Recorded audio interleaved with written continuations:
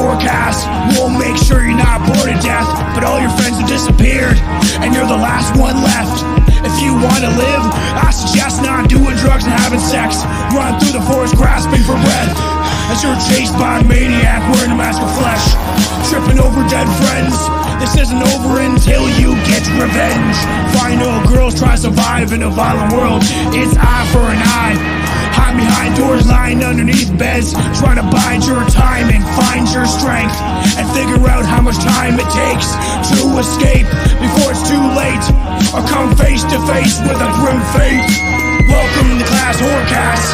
Let's see how long you last as you torture to death. So come join your host Aaron and Tomcat as we bring you a podcast that will leave you laughing in a body bag or a bloodbath. Welcome to Class Horrorcast. Let's see how long you last.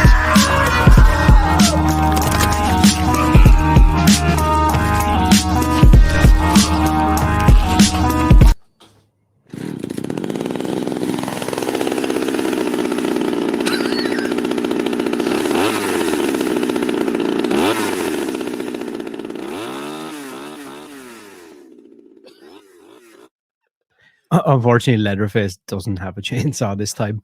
Welcome everybody to Class Horrorcast, where we deep dive into the darkest corners of horror.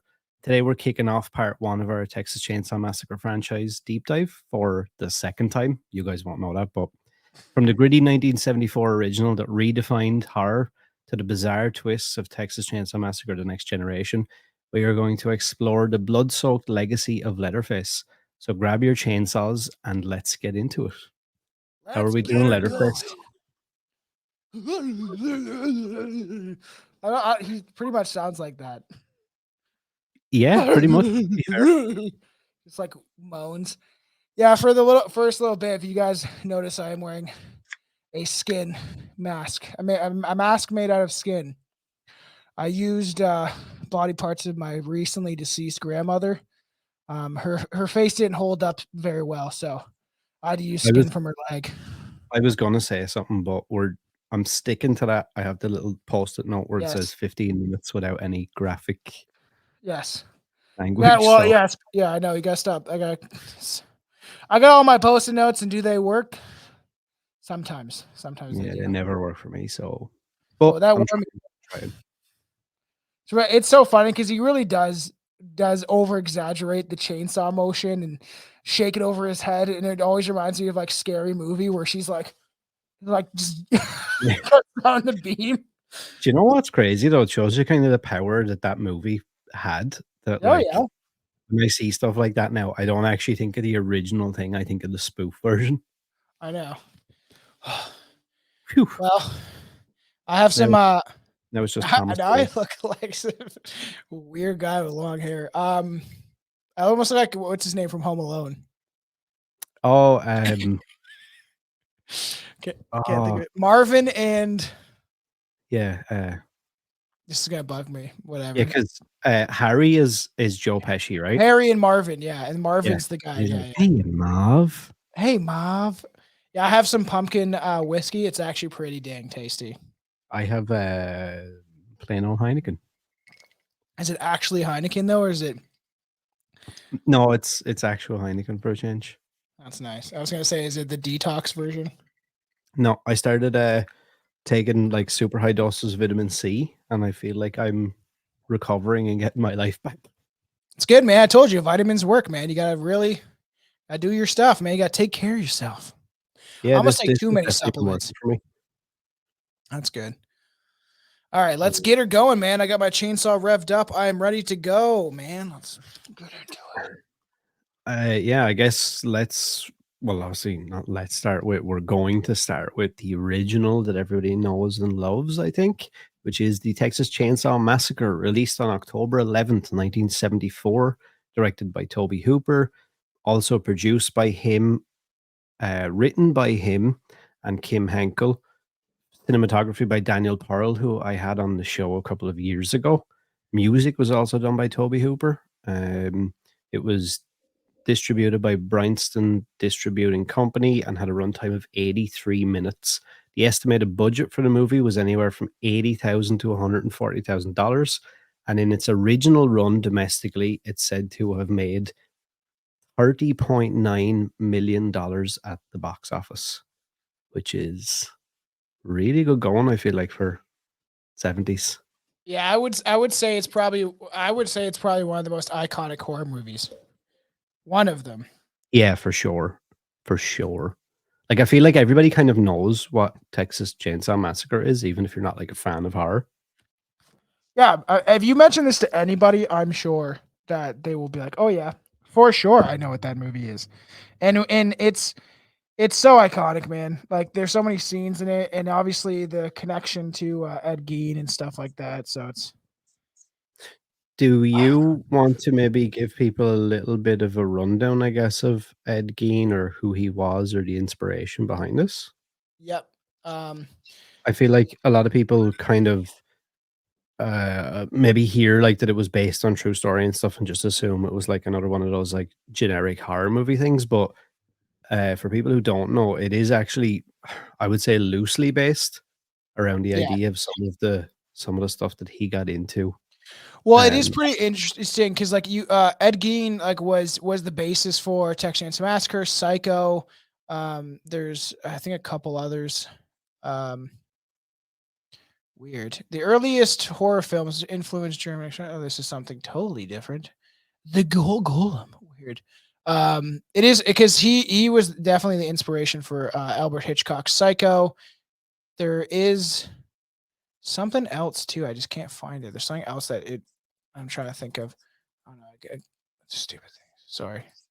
Some Tom's having pop-ups. Yeah.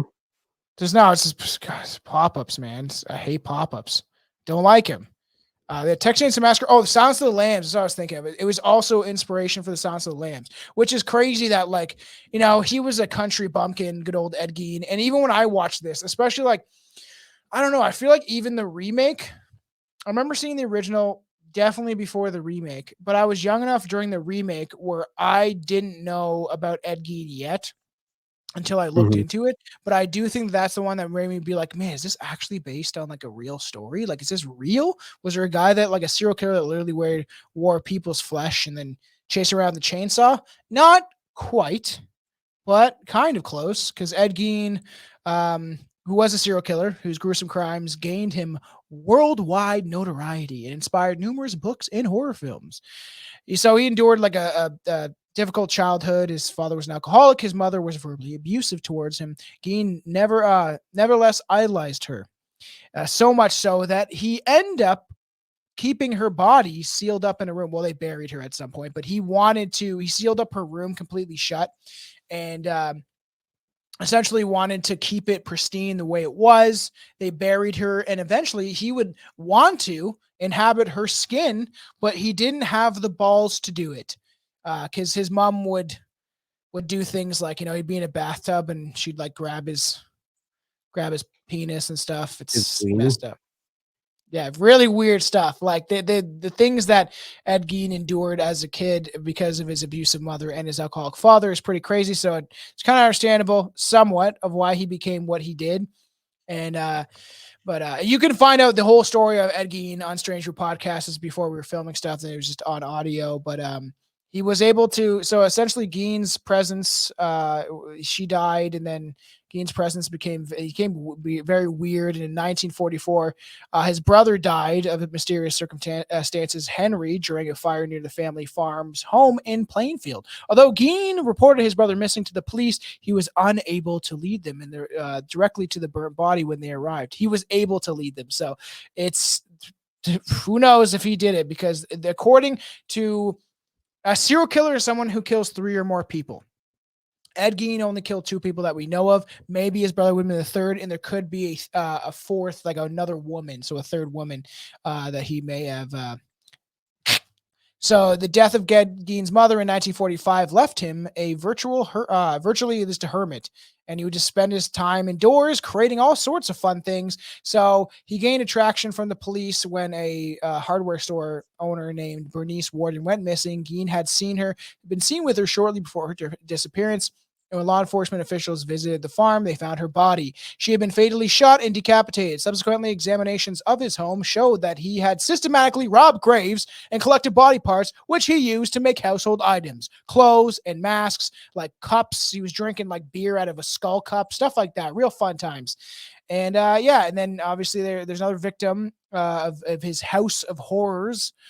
Mary Hogan, a tavern operator who also disappeared. He admitted to killing the two women who resembled his mother. So he killed these women that resembled his mother, and he made he made a skin suit. So this is where we get the idea of Leatherface making faces out of skins. He literally made like a skin suit out of female body parts that he robbed from the grave and probably some from the women that he murdered.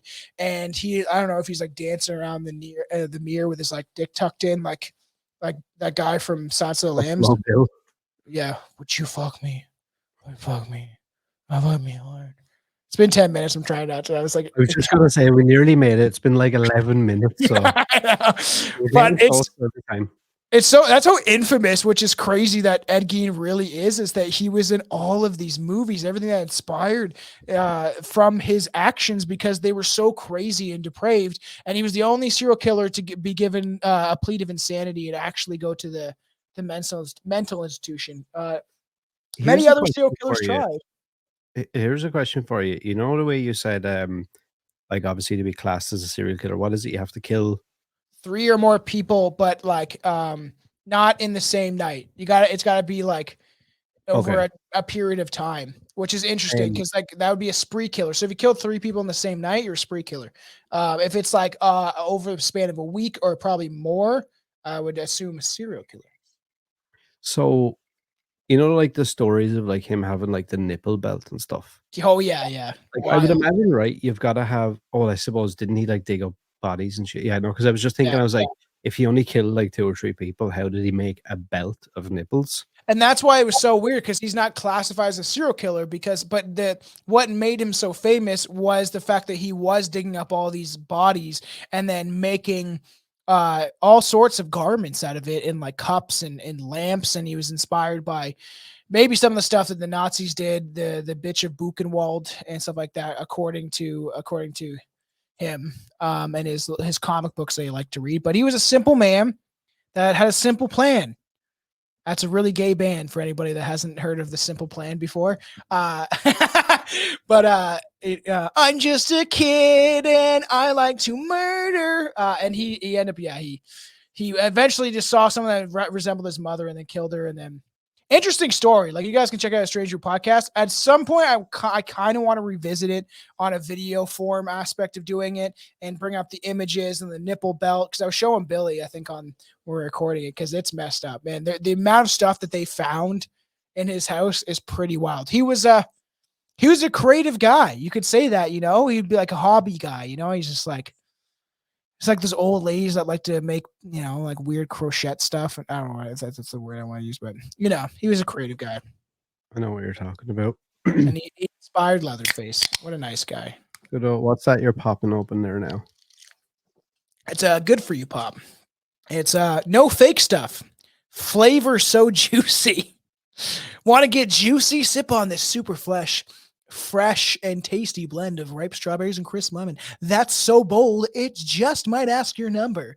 I did not know it said that on the can. That's very funny. But it's got like nothing really bad in it. It's flavored with like apple cider vinegar and strawberry juice. And I'm trying to be a healthy individual. I'm signing up for the gym tonight.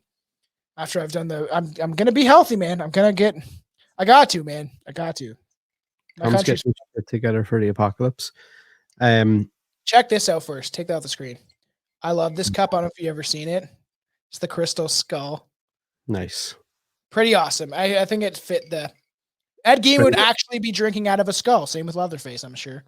For anyone that's listening audio only, Tom has a glass skull with the top cut off the head that he is drinking whiskey from. Yes, the pumpkin whiskey. It's Halloween season, man. We got to gear up for it. And I'm like all of you people listening. I'm just drinking a plain old beer, so I'm not fancy like Tom. Yep. Tom's favorite part, which is taglines. So for this original, we have quite a few taglines actually over the years from different regions and places like that. So let's run through them really quick. Up first, we have the idyllic summer's day that became a nightmare of fear and blood, which was the Jesus, that was loud. that was It really bad. happened. It really happened. It's terrifying. It's here. Australian. It really happened. It really happened. I can't do that Australian. Nah. I was going to try. Nah. Then we have for the Ultimate Edition DVD, nothing cuts like the original. I kind of like that. Yeah, it's actually not bad. Totally committed to scaring you witless. These are probably some of the better ones that I've heard of everyone that we've done. We have the iconic Who Will Survive and What Will Be Left of Them. Iconic probably got it was the best one, man. It's great. What happened here is true. Now the motion picture that's just as real, even though it's very loosely based on a true story. This is the most awful one, I think. Yeah. Before Halloween, before Friday the 13th, before Scream, there was the Saw. And what do we know about the Saw? The Saw's family. Saw's family. Surely is.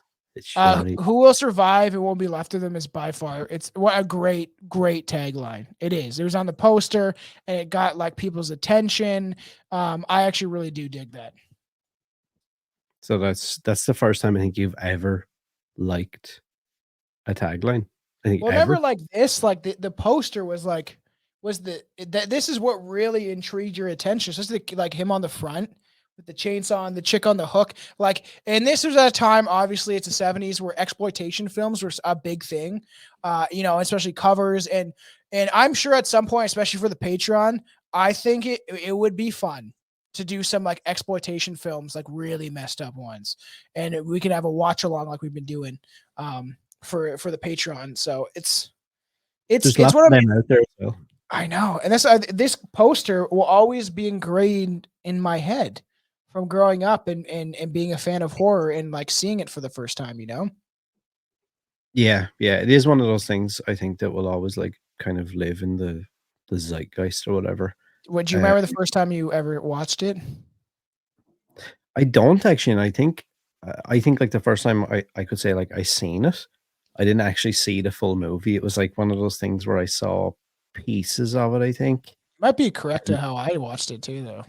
And it was like I can't remember exactly, but I feel like that what I done then was I saw like a certain section of the movie and then kind of filled in the gaps in my mind of what the rest of it was. Yeah. And like came away from it and maybe like heard from other people like, oh, there's a scene where he puts her on a meat hook. And then I had like false memory of actually seeing that. Being like, yeah, so bad. Yeah, you're like me when I was a kid. When I was like, you listen to Snoop Dogg, and I was like, yeah, Snoopy Dooby Dooby Dog, right? That guy, so bad. But I think this is. I think it was that babysitter that I've told you about. The babysitter's boyfriend. He had a big collection of horror movies. We need to get him. I know. He wanted to be, like I said, he wanted to be an effects guy. That's what he wanted to go to school for. But an accident kind of messed him up. He fell off bleachers. And it kind of just like messed up his life, man. Don't fall down bleachers, kids, because it could ruin your life. Did you have like his leg was messed up for like the rest of his life and some other parts of his body. I can't remember, but it was pretty bad. He looked normal, but yeah, he looked normal and all that stuff, but like just one wrong thing and it can mess up your entire life. But he was just someone that really got me into horror movies and influenced me. And I feel like he may have shown me, or at least I remember seeing the DVD in his pack, and then may eventually watched it with some of my friends because it was I've always said a taboo thing to do, right? When you're young and you're not supposed to watch these movies, you're like, oh, I'm gonna watch it, and then you gather around your friends and you all get scared and it's a fun time. Maybe get to touch a boob or something, Who knows? Oh God, his boob. Yeah, his boob. Yeah. Oh, nice. We had girls in the room too, I'm sure. I hope. It was one of our friends dressed up like a girl. Oh God. The Leatherface mask on. Just kidding. Just kidding. You know how I feel. This was filmed on location in rural Texas near Austin. Filming duration time of 32 days that started in July 1973. That seems like a lot. Yeah, I know, right? For like a movie like this as well. the set was notorious for its grueling conditions, with temperatures exceeding 100 degrees Fahrenheit or 38 degrees Celsius for Europeans. Yeah, The no shit. combination of the heat and low budget made the filming experience particularly challenging for all the cast and crew involved. Yeah, I heard it sucked. I can imagine so, right? And I've mentioned this before. I think that there was on some of the special features for one of the releases. I can't remember what it was, but like everyone remembers specifically that they wanted a specific shirt for Leatherface to wear, and it had to be dyed because they couldn't find the right shirt or whatever, so they had to dye it, which meant that they couldn't wash it at all or clean it. So he wore that same shirt for like a good, like probably 70% of the shoot. And supposedly by the end of shooting, nobody wanted to sit next to Gunnar Hansen or anything because he stank so bad from like the heat and the sweat and shit like that. That he genuinely, like, it's not like one of those, like, you know, fake, like, oh, it was so bad. Like, apparently he genuinely stank of shit, which is just grim. Yeah, and what's the main character's name? The survivor chick. Do you have that? I can't remember her name. Bringing this stuff Sally up. Hardesty. Yeah, they like at the end scene where they're like soaking her in blood. She thought that she was done, and they've soaked her in blood, and her hair's like literally dyed pink from all the blood. And then she said that they called her back. I was like, "Yeah, I do that scene over again." And she's like, "What? Are you serious?" And her like the same clothing that she was wearing, and it probably stunk, same kind of thing, like dyed in all this blood. And she said at the end of the film, when she's freaking out, that's like true horror and like aggravation, obviously, and like just going crazy after doing the scene over and over again and being covered in blood that is literally dyeing your hair, like fake blood, obviously, right? But wild, man. It must have been right even more shit back then because they like they wouldn't have things like I'm assuming we have nowadays on movie sets, like where, you know, you're not gonna have a guy to come and like give you like a drink and like stand Oh, over yeah. you with an umbrella if it's too sunny and all, like, you know, all like probably the luxuries that like actors nowadays get. Like Jim Carrey would get. Yeah, well, he's the Yeah, like Grinch. like these people would have literally just been out in the middle of nowhere and it would have been like, yeah, you just gotta deal with it, tough shit. Yeah, for your little paycheck that the mafia is going to steal. Yeah, and I think like most of these people just got paid garbage money. Yeah. Fun fact, actually, and let me bring up some of the trivia here because I think one of the first, yeah, you can take Oh, this one, yeah. but that first piece of trivia is kind of ties into what we were just talking about. According to John, well, how would you say it? Larroquette? I looked this up, so it's John Larroquette. Larroquette. Oh, that makes sense. I just don't have a. Yeah. His payment for doing the opening narration was a marijuana joint. I also heard that. I was watching the doc about this movie. And it's very funny. It's like, here, just. Well, and then the narration is something that's so iconic that probably would have made him a tons of money down the road if they actually, didn't get fucked over by the people that were distributing it and stuff like that. There's all these complications, but pretty funny. It's like, here, just take. It's like, sure, man, this movie's not going to go anywhere. And then, of course, it's one of the most iconic horror movies to ever grace the cinema. Yeah, which is wild. The soundtrack contains no sound from from musical instruments, with the exception of some copyrighted music that they had the rights to. Instead, they use sounds of that an animal would hear inside of a slaughterhouse. That's like pretty frightening, though. It is, right? Yeah, like that's pretty creepy, and it's pretty. And he was the guy that directed it, Tobe Hooper, was talking about how he was sitting there like all night just messing around with stuff and just trying to come up with sounds and it's pretty wild though because they didn't want to get they didn't want to get caught with that stuff and could have destroyed the film maybe too, but. Interesting though, and it makes sense because if you listen to it, there's some very creepy atmospheric sounds. I know how you're doing the Wexford movie, which I wish I could be there with you. There is a theater doing the same thing around me, and this kid at work knew because I didn't know he was into horror, and he was telling me, he's like, yeah, they're playing Hellraiser, and I was like, what? I was like, you watch Hellraiser and stuff? And this kid's like 19, and he's like, yeah, I was gonna go by after work or whatever, and I started talking to him a little bit more. And he's like, yeah, they're doing Texas Chainsaw Massacre. And he's like, it's like the anniversary. Yeah, it's like, it's the 50th anniversary. And he's like, oh, yeah, that's what I heard. And it's on the night of the Halloween special, October 25th, everybody. Look up Stranger Podcast and come tune in. It's going to be a live special. It's going to be a lot of fun. Aaron should be there, or I'm going to skin him alive. Tom says he's going to murder me if I don't actually show up. So I mean it. If no one ever hears from me again, you know what happened. I'll find you. Don't worry. I'll pay some traveler to make you disappear. Please don't. A still photo taken during the filming of the entire Sawyer family posing outside the house of the gag was found and stolen from the set by a visiting German reporter who took it back to West Germany with him. And the image of the family eventually became the advertising poster for the first release of the movie in West Germany.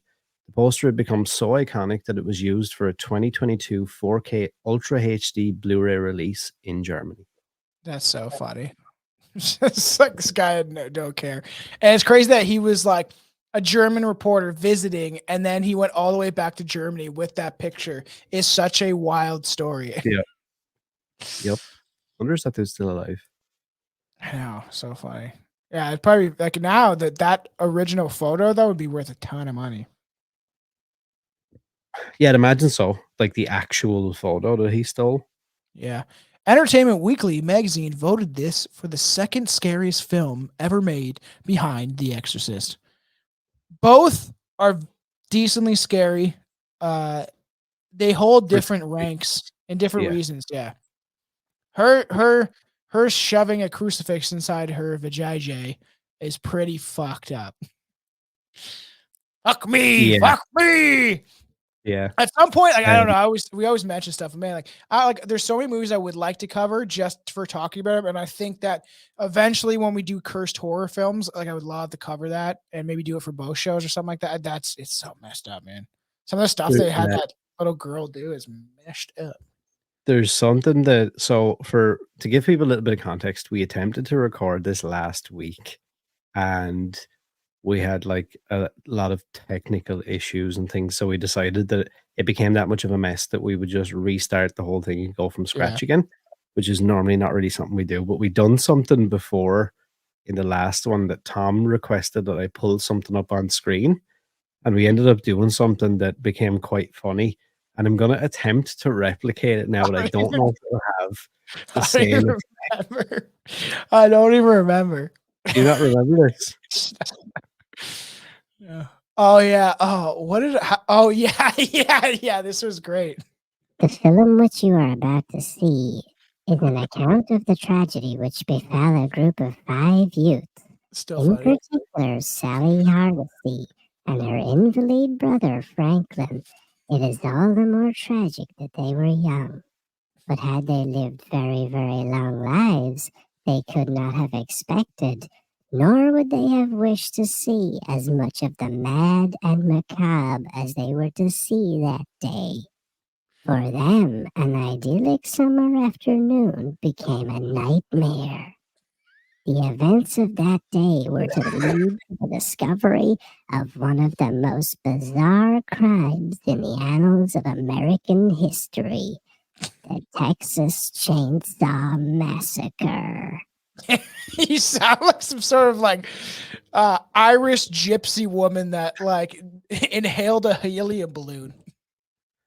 That was I don't even remember how that came about the last time you were like, oh yeah, bring up the like narration then thing. You chose to. I just looked down at the thing and I was like, wait, what does pitch up do on this button? That's so funny. I'm glad I don't have that because I would 100% way overuse all of the sound, like the voice alterations. Probably never hear Tom's voice ever again. There's so many things on my show I could do it for. It would not be good. Yeah. See, I feel like equal parts. I get what you're saying, but then also it will be quite funny. I know there's so many things I would love to trade. I'm scared after you trade in yours. I'm scared to like have to go through that process. I'll just have to save up another $900.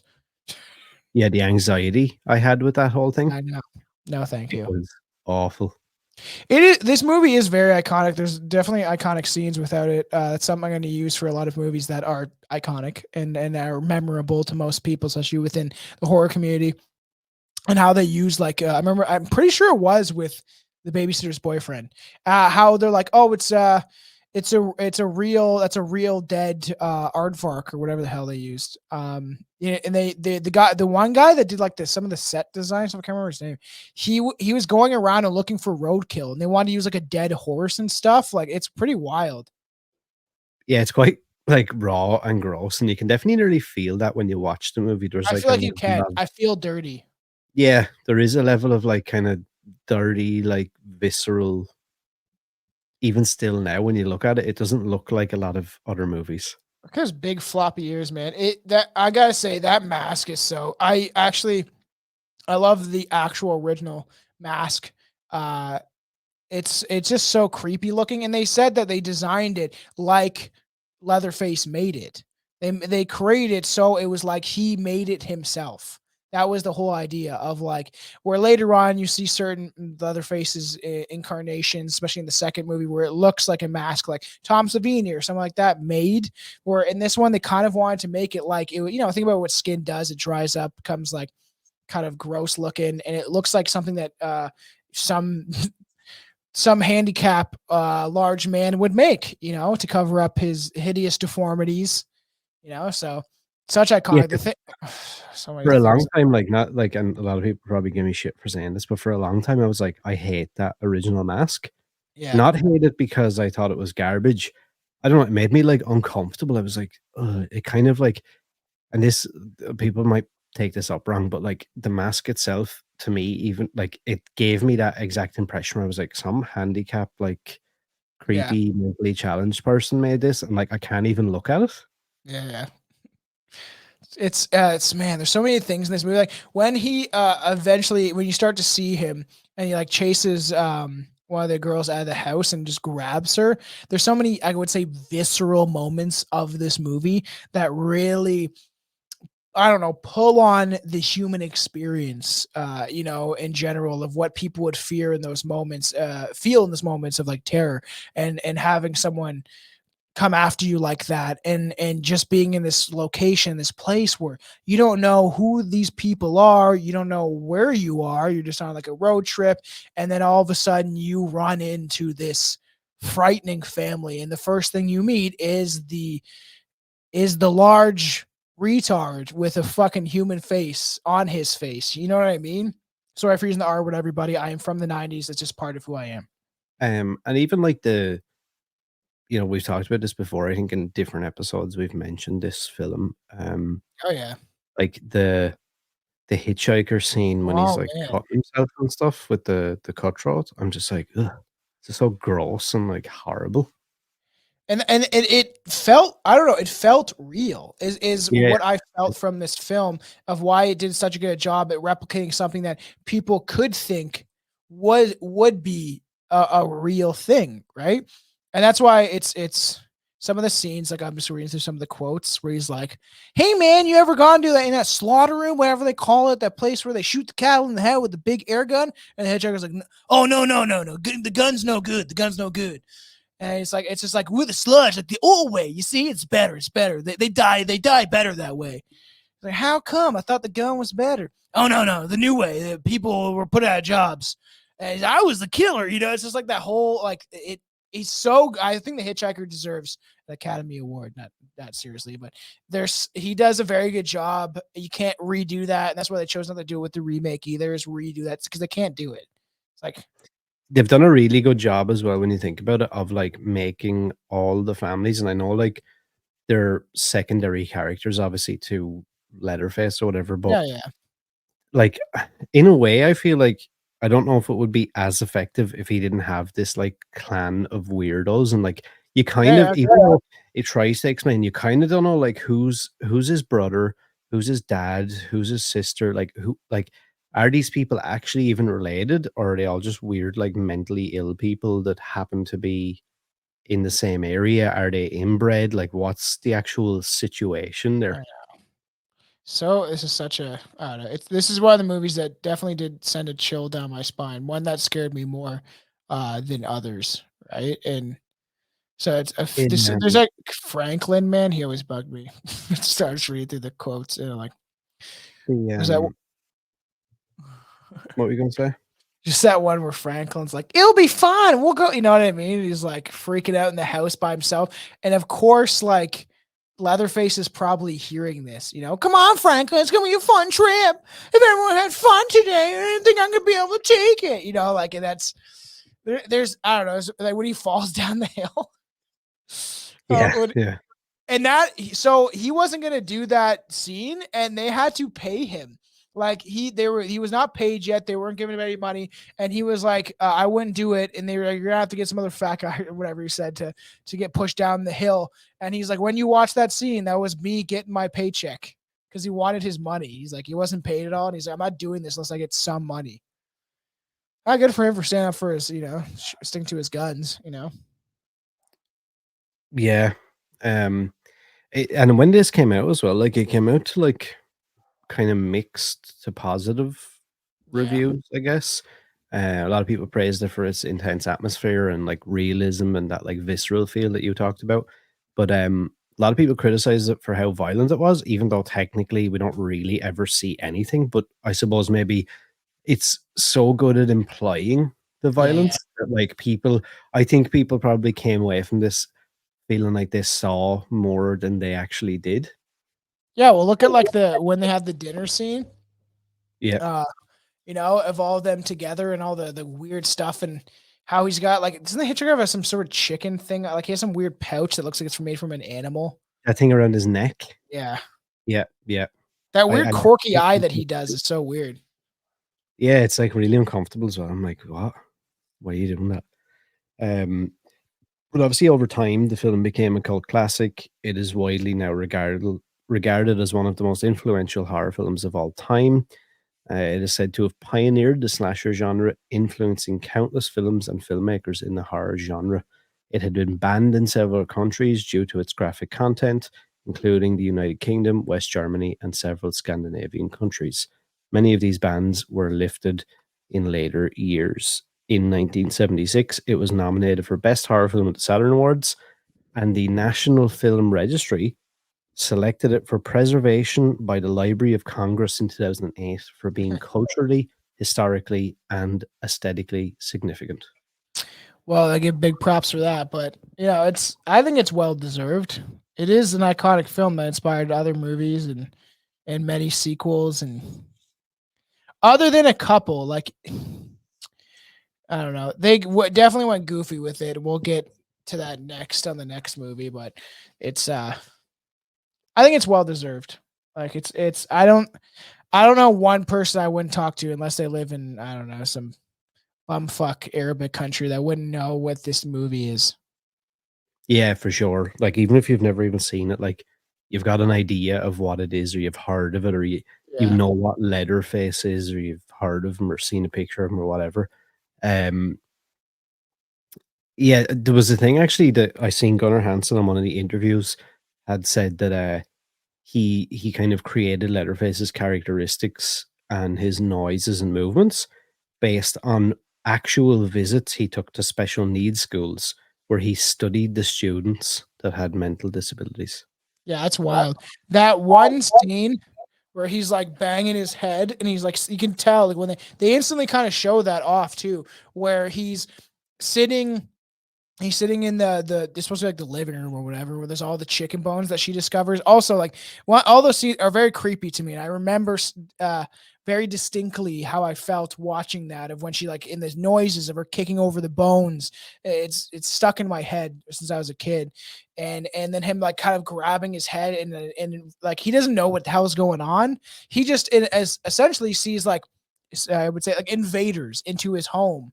And then he just deals with them. He doesn't want them to, come into his home and disturb what they're doing, There's something else as well about just even when I'm looking at some of the images that are on screen right now. If you're listening to audio only, like you've probably seen a lot of these images anyway, but just some of the outfits and stuff he wears throughout the course of the movie, and his body type, which is that kind of like, I suppose, yeah, like chubby, but I wouldn't call him like necessarily fat or anything. Kind of a muscular, like he's husky. Like kind of has a belly, but And then just like the outfits he wears, like there's one there where he has like the apron on and the short sleeve shirt with those Yeah. pants, and then like the cowboy looking boot things. I know. And there's just something really like, I don't know, like freaky and like weird about that. Unsettling. Yeah, I agree. I was looking at that too. It is weird. And it's a very simple costume technically. But something is just bizarre about it. And then when he switches into like what'd you call it? It's like the makeup, like fancy dinner Leatherface. Yeah, it's like the what did I call it? The pretty woman Leatherface. Yeah, that's weird. He's wearing a suit. Yeah, it's something, and like even like the suit jacket is like too small for him. So, like the sleeves are like really up.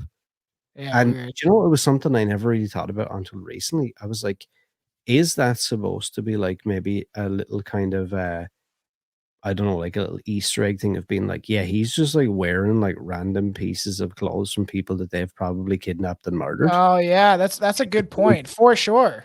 Yeah, like it doesn't fit him, and like just random, like mismatched, like, you know, cowboy boots with a suit pants and an apron. With the tie. Yeah, It's yeah. like what is that outfit? That makes a lot of sense. It would be like if a mentally handicapped kid maybe dressed himself. You know, you're like, go to town, just pick out from this stack of clothing that we have from all the people that we murdered and turned into meat and then sold it to other people. Like, And it's funny, right? Because like even when you're explaining that there now, I'm like, I feel like that adds like another little level of like thought to the character where I'm like, I always just kind of considered him like, oh, he's just like mentally retarded, like imbecile. There's no real thought to this. It's just random. But then when you think about little things like that, I'm like, I wonder were those actual like conversations about, well, yeah, this is probably how a mentally handicapped, like weird inbred guy living out in Texas with some weird family. He's probably going to dress himself like super weird with like, you know, baggy pants, but a tiny jacket. Yeah. And like just random clothes, like, and it kind of makes it even creepier, to be honest. Yeah, and I think that kind of amplifies the whole, I don't know how freaky and weird this movie is because how kind of random a lot of the things are that happen throughout the film, right? Yeah, for sure, for sure. Look at those bell bottom pants. Where would you rate this then on a, I don't know, out of 10 chainsaws? How high would you go, do you think? I'm trying to like figure out how I would rate this. It's one of these movies that, like, I don't know, that you have. It's historical. I truly believe. I would say a 9 to 9.5. Like it's gotta be up there. What came into my head? Yeah. I was like 9. I feel like 10 is like a real big stretch. Yeah, it'd have to be a perfect film. Yeah, for me but I feel like 9 is probably. I was thinking, like I said, 9. I rated on how often I would watch it. I've seen this movie many times, numerous times. Yeah, likewise. Okay, so let's go with a 9 then. Let's say so. Meet in the middle somewhere. And let's go for a 9 chainsaws out of 10.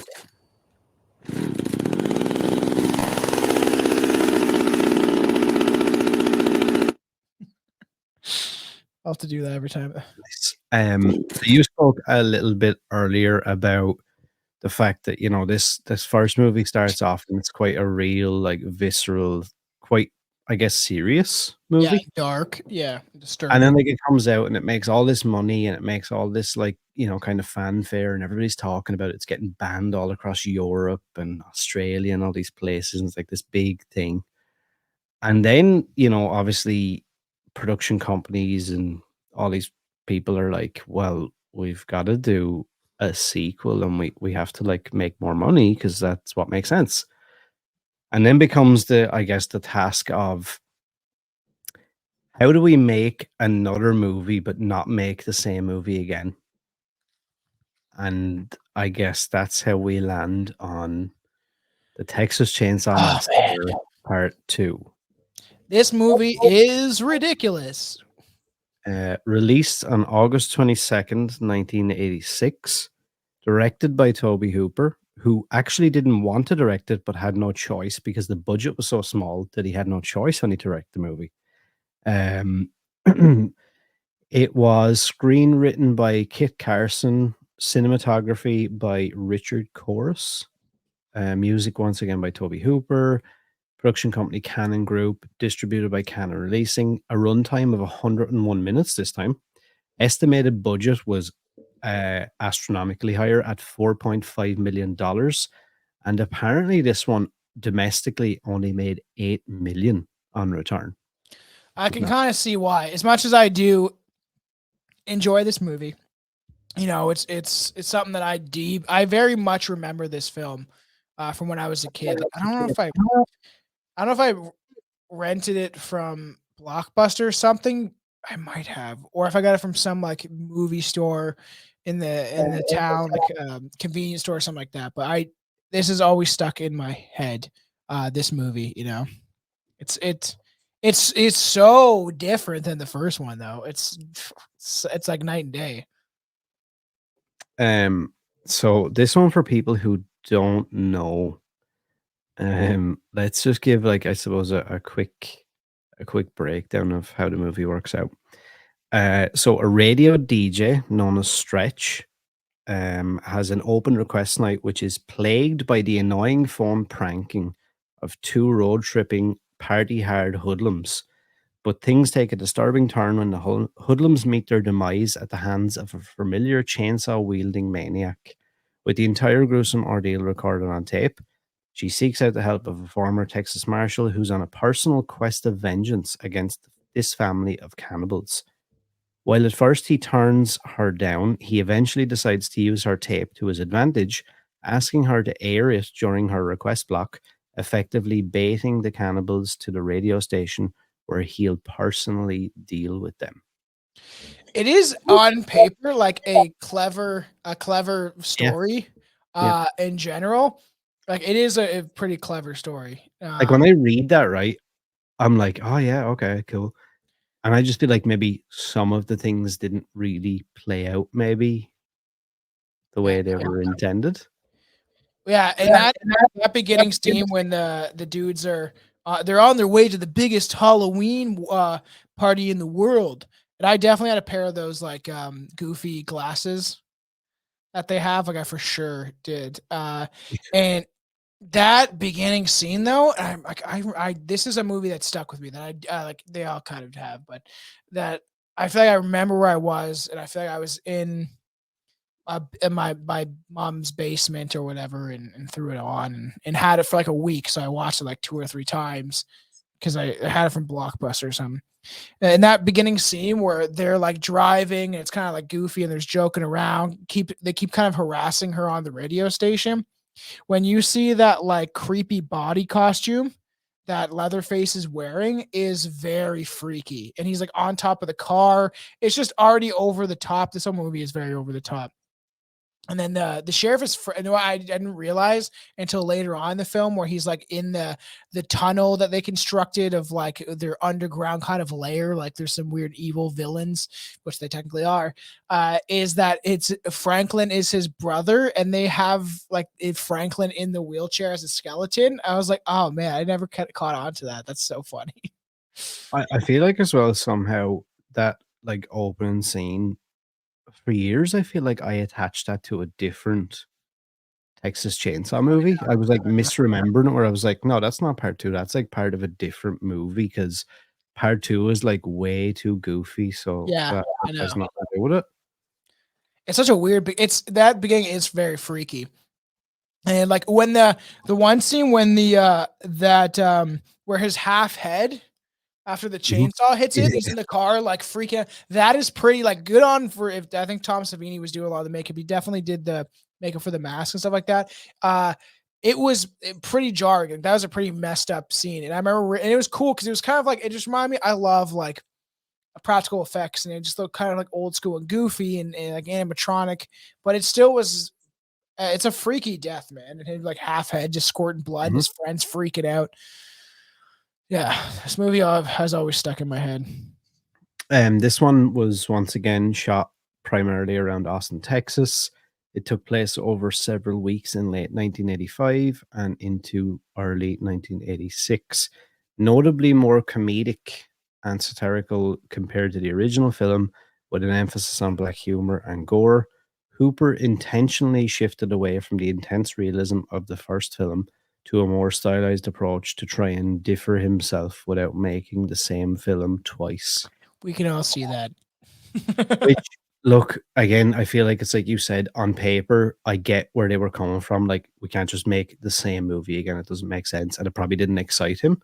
Yeah. And it's like, oh, Jesus Christ. Like, I can't imagine anybody went to the theater to see this and expected to see what they saw. I agree. No, I agree. That's a good way to put it, because that's the way it would be, because you would take what you saw from the first one, very like creepy, very serious kind of approach to it, to how goofy this film is. I've seen it like enough times, but I haven't gone my way to watch it. Like, it's not something I watch every year. Sometimes I'll throw back to it because it is fun and goofy. It's definitely one, if you're smoking up and having a couple of drinks, or chilling with friends, like, it is something you could throw on. And it's fun around the Halloween season, but it's not rated well for me, high up there of like my favorite horror movies, and I'm sure there's people that do really enjoy it and love it, but it's so weird. It's a weird one. The whole thing, man. Leatherface is fucking the chick with the chainsaw. Technically, he's like, "How good are you? How good are you?" Yeah, there's a That lot shit of weird. made me feel weird when I was a kid, man. Heard just mono like that, I was like, I shouldn't be watching this movie.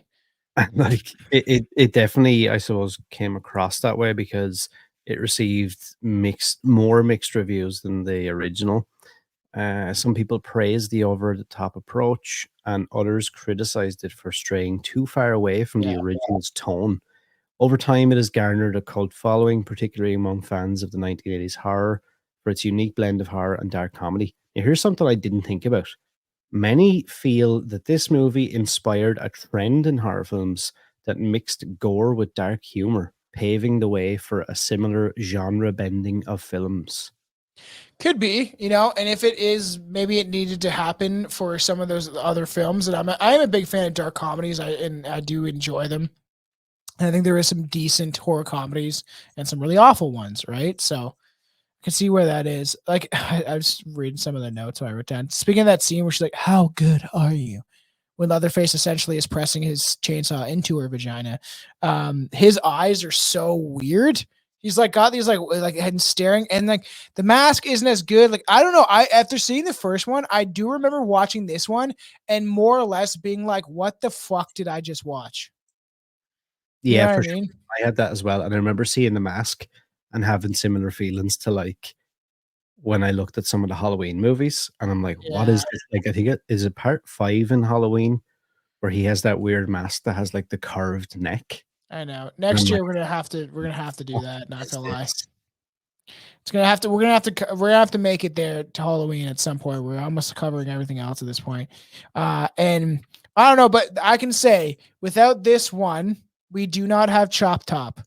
And Bill Moseley does do a great job at Chop Top. Such an iconic character. Like, I mean, his, Freaking his man. portrayal as Chop Top, who, for people maybe who haven't seen the film or not familiar, he is kind of like a deranged Vietnam vet with a metal plate in his head. Yeah. He's since become a fan favorite. He's considered probably the standout performance of this movie. And like him and Leatherface became so iconic that there's been like so much different merchandise, action figures, t-shirts, hoodies, all that sort of shit. I think even recently, maybe last year, Bill Moseley actually appeared at some conventions with the full chop top makeup with the metal plate and stuff. That's And cool. you could pay to have a photo, or I think you could pay a little bit extra and have him do like a video with you, and he'd be like, "Oh, lick my plate," and do all that shit. Lick my plate. That's so wild. And I did say that he kills the creepy over the top psycho creep. You know what I mean? And and there's some parts in this too when he's like scratching the hanger on like the metal plate. Sick. I'm like, oh, what the fuck, man? Don't do that. And he's kind of like it nearly seems like he's kind of like getting off Mhm. on the whole thing. It's so weird. Also, do you know who I feel like is kind of a little bit of I guess, a dark horse, and he's one of those character actors, I guess you could call him. Is is his name? I'm not sure how you pronounce his name. Jim Cedo, is it? The guy who plays is it Left. Drayton Sawyer or whatever? Yeah, he's the guy with the red dicky bow in the photograph. Oh yeah. That guy. Well, he was in the original, was he not? Yeah. And he But like, reprised his role. I feel like he's kind of like an underrated character because he is quite like he plays the like weird inbred like family member quite well. He does too. And I've been playing the game. I would love to be able to do that for the show at some point. Me and Aaron have talked about is trying to get a couple maybe streams of us playing a game like Texas Chainsaw Massacre could be fun, or covering horror games at some point. But I've been playing the game to get me inspired and get me into this. I've been having fun. And they released a new one through the Texas Chainsaw Massacre game where you're it's kind of like the Friday the 13th game, but you're like trapped in a sorority house, and this guy Johnny comes after you, and you don't know who's going to be the killer and who's going to be the slumber, the sorority girls, the slumber party or whatever. It's fairly fun. So it got me in the mood playing the game again and kind of like being in the frame of the characters, and you can be like the dad and stuff. It's fun, man. And obviously these like characters are so iconic that now they're in video games. And I would hope that they haven't done it yet, that I know that it'd be cool if they did a Chop Top character. I think they're going to get there at some point. Yeah, you know what? I know they probably can't or won't do it now, but you know, they probably could have done like a spin-off movie just based off of Chop Top. Oh, for sure. For sure. And there's that one weird one that I mentioned, the American Massacre, that never got released or whatever. Yeah, like that's pretty wild. It's so funny, the character Lefty, you know, like his whole thing, man. That like, and this is why, like, okay, I do enjoy the movie for what it is. It's very weird, but there's some characters in it that like it I don't know. It was what I guess he wanted it to be. If it wanted to be a dark humor type horror movie, it does do it, right? And how when he's going to pick out the chainsaws is so weird. And you got that old man. I was like, what? I wrote down, what the fuck? He's like, oh, my aching banana. When he's watching him rev up the chainsaws and like practice with them. It's so weird, man. The whole film is literally it's weird for the sake of being weird. That's how I felt about it. Yeah, it is. Like, don't get me wrong. Look, there's a lot of like, I feel like good things now that when you're talking about it, I'm like, do you know what? That was kind of fun. But yeah, overall, it just had this really like weird, striking vibe. Yeah, me too. I thought it was weird, man. It introduced the iconic line, the Saws family, which became a reoccurring theme throughout the franchise. If you're watching the video aspect, we have some images of Tom Savini behind the scenes and things like that. He was he handled special effects. Obviously, he's a legendary makeup artist known for his work on films like Dawn of the Dead, Friday the 13th, and he contributed to most of the film's memorable gore.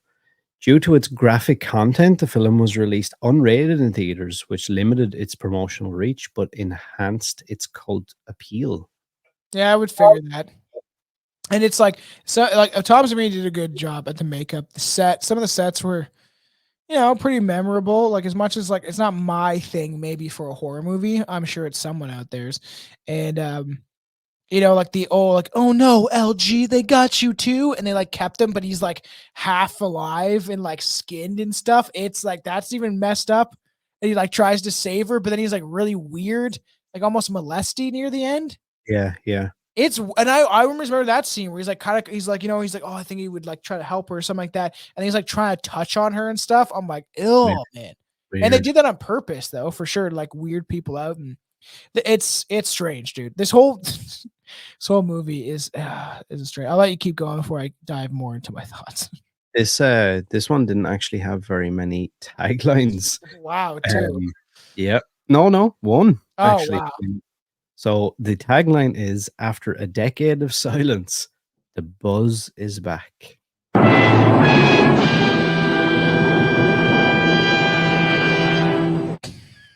And I'll imagine that you're going to rate that a 0 out of 10. I'll give it like a 2, maybe a 2.5. Oh, Jesus, that's like pretty good. That's scary stuff. I didn't think it was going to get that. So trivia. Yeah, then we have like a trivia button. I'm gonna get like a button. I know, yeah. I know we need to get that.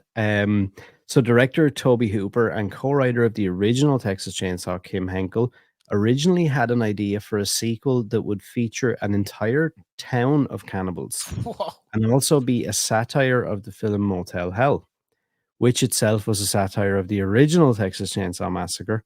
The title of that sequel was to be Beyond the Valley of the Texas Chainsaw Massacre, but the studio forced considerable changes to be made to the screenplay, even hiring a new screenwriter, and the result of those changes are what became the Texas Chainsaw Massacre Part 2. Weird. Why is all these exploitation films like Beyond the Valley of? You know, it's so weird, man. Strange. That's weird. I don't know what would have been better. I'm gonna say, that sounds fucking weird. Then you're just doing essentially, what's that terrible movie that you like so much? The first one was good. The second one was okay. And then they get you got the inbred families and they all have sex with each other in the woods. Wrong Turn. Yeah. Aaron wants to do a deep dive on that for everybody, so get prepared because I've only watched 3 so far. You hate that franchise. I bought it. I bought all of them. Fuck, man. I have to watch it. The Sawyers all end up being chainsawed to death. Leatherface and Chop Top are impaled through the guts, while Drayton is stabbed and hacked through the back as a result of one of their latest victims and as a relative of their victims in the first one. All right, I don't understand what. Yeah. As a result of one of their latest victims, I don't get what that means. The corpse that Chop Top and Leatherface carry around with them, and affectionately called Nubbins, also appearing on the original cover art, is of the hitchhiker from the Texas Chainsaw Massacre 1974, Nubbins Sawyer. That is very funny. I did not know that. And they're still using his body. It's like, Nubbins, you're gonna be used for you're gonna be a good thing, man. We're gonna make use out of you, you know? I love that name, Nubbins. Nubbins. It's so fun because there is like, it would have been fun as an actor, I wrote down, to like smash all those records and stuff and destroy the studio because they literally just like destroy it. It would probably be fun to do that. And then Leatherface singing with the turkey saw is very weird. I wrote that down. I don't really remember that, but a lot of weird choices though. A lot of weird choices. Yeah, like that grandpa shit, bro. Or they like give him the fucking hammer. Hilarious. I like very like, and I don't know. Without this movie, will we not have some of the dark comedy, like Scary Movie and stuff like that? I'm sure like the Wayans brothers may have seen this movie. Yeah, it's. But when they try to give him the hammer and he keeps dropping it, it's like, come on, Grandpa, you can do it. And he keeps dropping it, and it's like that scene's very long. Like this almost too long. And I wrote down they have their own museum of murder. Right, like they have all their like Franklin, they have like all the things that they've kept, and it's so funny. And then like I told you while I was watching it, is the wife didn't enjoy it. She was like, "When is this over?" Because near the end, it is just screaming. Yeah, it's just screaming over and over. It's too much, and even she's like, "This is annoying." And I was like, "Yeah, I'm sorry, it's almost over." It does actually. A kind of like. It's unfortunate because I don't know if it gave the desired effect. I feel like even every time I watch it, I'm kind of like, "Ooh, I need to turn this shit down." It's like I know, bearing. I can't suffer. I can't stand that stuff. 2 things in a movie I can't stand is prolonged sex scenes and over the top screaming for long periods of time. Yeah, it just really doesn't have the desired effect. I don't think. I don't need to watch a softcore porn when I'm watching a movie. Okay, everybody out there, I'm sure there's tons of people that agree with me. There's movies that have 10-minute sex scenes to prove how in love they are, or how much he's cheating on his wife, whatever it is. I might hate those scenes, and we'll skip through them literally when we watch movies. I'm like, I'm over this. Boring, no need. Bill Moseley created a short film parody entitled "The Texas Chainsaw Manicure," where he played a small role as the hitchhiker and showed it to a screenwriter who was able to show it to Tobe Hooper. Hooper loved it and kept Moseley in mind for a part should he ever get to make a sequel. When the time came to cast part 2, Moseley was contacted for the role of Chop Top, who was the hitchhiker's twin brother. Bill Moseley has said that this role as Chop Top is his favorite of his own roles. What about Otis, man? That's like one of his greatest. I feel like great. Like you want to talk about good acting, serious embracing, and I don't know. That's another thing. Like we always, because movies relate to other movies. I would love to cover We covered Rob Zombie, but we did say that we might eventually cover the movies as like a whole thing. I would like to do I would love to do a Firefly trilogy deep dive. Ooh, yeah. That's actually a great idea. And I love 3 from Hell. I was gonna click it on the other night, man. Same. I was gonna click on it. It's very entertaining, man. I don't like whatever. The only People thing don't like that Rob makes Zombie. me Cool. upset when I watch that is when I see Sid Haig's face, and I'm like, I know. that dude literally knew he was dying. I know. It's crazy. And it's so funny the people that do shit on Rob Zombie. I remember that 3 Film came out and I had low expectations and actually really loved it. Way more than I thought I would. So, I give props where props are due. The fighting chainsaw scene is very funny when they're like clashing the chainsaws. Like, come on. Like Tobe Hooper did go into this full extreme. Like he did. He went from like very serious, like scary serial killer type vibe to over the top in every aspect of almost the entire movie. So, like I said, you get props for props is due. Like that's wild. He's like, what else could we do? Could we have like a chainsaw fight, like a sword fight? Like, that's clever, right? Like only he would probably think of that at the time, especially after creating the first one.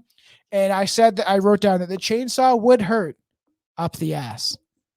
Because remember when the grandpa get the grandpa, the dad or whatever, gets the chainsaw like in his ass, and he's like hiding underneath like some part of the underground like tunnel they created. He's like, oh, that's gonna hurt in the morning or whatever. And he's like holding his butt that's bleeding. If you even got a little bit of that in your butt, your whole back end would be messed up, man. Yeah, there's a lot of like weird things like about this movie, just like lots of weird choices around like who, like what, who decided to do that. I didn't actually realize as well that there was like a lot of stuff that Tobe Hooper ended up cutting from the movie because of like pacing issues. I watched that Texas Chainsaw Massacre: The Shocking Truth documentary. I watched the same one I watched. Yeah, and like he talks about a scene that was cut where the Sawyers were heading out at night to like get meat for their chili, and they were going to be like killing movie patrons and a group of fans and things like that. He said there was like a lot of like really good Tom Savini effects and things like that. There was another scene that had Joe Bob Briggs in it. Oh, that's funny. There was an alternative plot where Lefty was going to be Stretch's dad, and that ended up getting scrapped. How long has Joe Bob Briggs been doing this? Because I don't really watch his stuff. I know people are gonna be like, "Wow," I'm not really. It doesn't tickle my fancy. I'm sorry. I'm going to be like probably super controversial for like lots of horror fans right now, but not a fan. I've tried watching it. So I'd rather watch Elvira. So I don't even care. I have tried so hard because I love the concept. Yeah, and me I'm too. like, oh, it's so nostalgic and cool. I'm sorry, but I cannot stand Joe Bob's humor. Yeah, and it's funny that people be like, "Well, you do it then," and I'm gonna say, I'm not tooting my own horn, but I think I could do it 10 times better. It's just because it's this old kind of cranky. I don't know, like I don't like it, man. Neither do I. I just find it quite painful. I'm like, man, I tried because Anton was in it. If you guys have ever listened to our episode about Christmas horror, or we did a vampire episode about all different types of vampire movies, Anton was super into Joe Bob Briggs and would watch it all the time. And I'm like, okay, I'll try it. Like, we'll see. And then I would watch like 10, 15 minutes of it and it would bore me. I would just be bored. I can't help it. It's just not for me. Yeah. And I wanted to like it so much. And like I even because I know for a while here, I think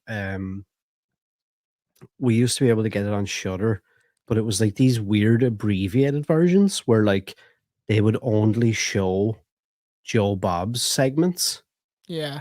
And you would see nothing else. So it was like condensed down into nothing. So then like I used a VPN and I got to see like the North American version, whatever, which shows the movie and everything as well. And like I just did not get it. I was like, okay, so this is like a 90-minute movie that I would watch. And now it's like 3.5 hours because I have to keep watching segments of Joe Bob coming up going, hey, folks. Blah, blah. I know. And I don't even watch some of the Elvira stuff. And I like her movie that she did or whatever. Like, it's fine, whatever. Hot chick dressed like Morticia Adams. And they're not even that great. And she's never mind. I'm not gonna say it. Never mind.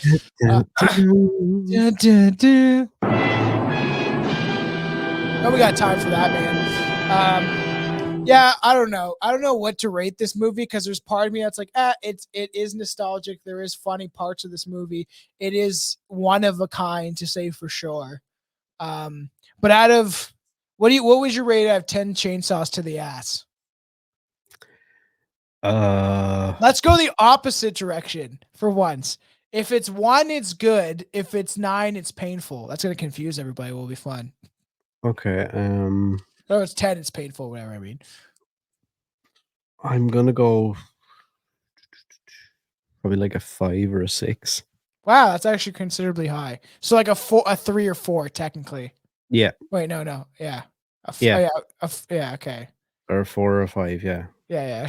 I'll say like a 6. It's got confusing. Yeah. Like 6, maybe even a 7. There's like you said, because it is painful. There is painful parts of this. The screaming got me at the end. It's the thing at the end, man. I can never get like. I'm always like, oh, it's fucking noise. I can't. I know. And the thing is, when the wife brought it up, I was like, yeah, I give it. It is annoying. It was so loud and shit. I kept having to turn it down, and it's just her screaming frantically, chainsaw noises. Chop Top is yelling his head off, and it's just the ending is not my favorite. And going through the I don't know. I get they were probably going for like that, manic, like they're all crazy, everyone's screaming, everyone's shouting, but like it doesn't really play like that. It plays more, like you said, as like this is more annoying than it is like interesting. You've not really shown me that the characters are any more crazy than I originally thought. You've just annoyed me because I can't even like I can't look at it. Yeah, I know. I totally agree with that. That's as much as I like some of the aesthetic of the film when it comes to like the underground tunnels and like realistic how would they survive. I will say for painful wise, because it seems kind of painful at times, I'll give it a 7. So equally a 3. A 3. Yeah, 3. Yeah, I think that's fair. Yeah. Sorry, everybody. And it's gonna probably go down from here for this deep dive. Well, so from here we take, I suppose, another turn, and a couple encounters a perverted gas station attendant who threatens them with a shotgun. They take a deserted path in Texas to go and seek help, but only to meet up with a cannibalistic clan interested in helping themselves to fresh meat. Yeah, I don't know. I remember seeing this cover and I was like, oh, awesome. The Saw's family. I'm going to love this. No, not really. And you know what, right? Even like it's kind of grown on me, but I remember being like, okay, the face is kind of like maybe not what I expect from Leatherface. Was like, it's actually kind of like intriguing and like a bit horrible looking from at least that image. Mm-hmm. I'm like, it was kind of nice. But yeah, so what we're talking about is Leatherface, the Texas Chainsaw Massacre 3, released on January 12th, 1990, directed by Jeff Burr, produced by Robert Engelman, cinematography by James L. Carter. Production company is New Line Cinema, distributed by New Line. An 85-minute theatrical version or a 91-minute unrated version. Budget estimated at $2 million, and the movie made domestically $5.8 million, which is not great. Not great. Yeah. I can remember like when I remember this is one I distinctly do. Definitely did remember renting this. I mean, some sort of blockbuster, and I know I rented because I saw it. And this is after like, when you're a kid, and this is why like I love doing this show, right? I talk about so much horrible real things that happen on my show a lot of times, and there's so many episodes I want to do that are like, oh, this is like crazy real history that we went through. This allows me to kind of like dissociate from the real reality, what's going on. And those times when I was like just getting into horror when I was very young, I was pretty young, is this craving. Once you've started to see some of the other movies, is you want to see everyone. You want to, you You want to watch every single movie, and you want to get into it. And I wrote down, I was like, I don't know if I've seen this in so long. Not even sure I liked it as a kid, because I was like, I remember having the cover. I remember renting it, seeing the cover, and then it's literally not memorable to me. The only scene that is memorable to me is him coming out of the fucking thing with the chainsaw. And like he's in the water, and like I think it's because I saw the trailer somewhere at a friend's house when YouTube first popped off. Because YouTube popped off when we were like maybe 13, maybe like Yeah. so it was, and I don't even remember, or I think I maybe saw it renting another horror movie, and I saw this and I was like, cool, man, look at this. The saw is family, and he reaches out of the thing, grabs the saw, and his saw looks all gnarly, like it's some sort of revved up Ferrari. It's like he has some like jacked up saw, like chainsaw, and I didn't write many notes down. So let's just say that I enjoyed. I watched it in bed. And the wife was just sitting on the phone, and I was like, "I'll watch this now." And it was enjoyable for some regard, but it's pretty bad. I wrote one thing down. I was like, "What I've learned from all these horror movies is that you never go to a gas station in the middle of a desert." Yeah. Like the Hills of Eyes we covered.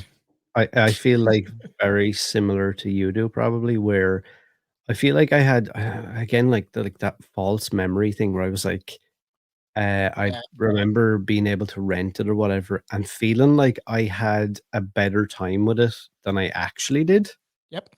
Like when I rewatched it again later in life, I was like, huh, maybe I misremembered that I thought this was good. And it was more like the nostalgia of like renting a scary movie and like the cover art and maybe like the cool trailer or whatever that I might have seen on a different videotape or something.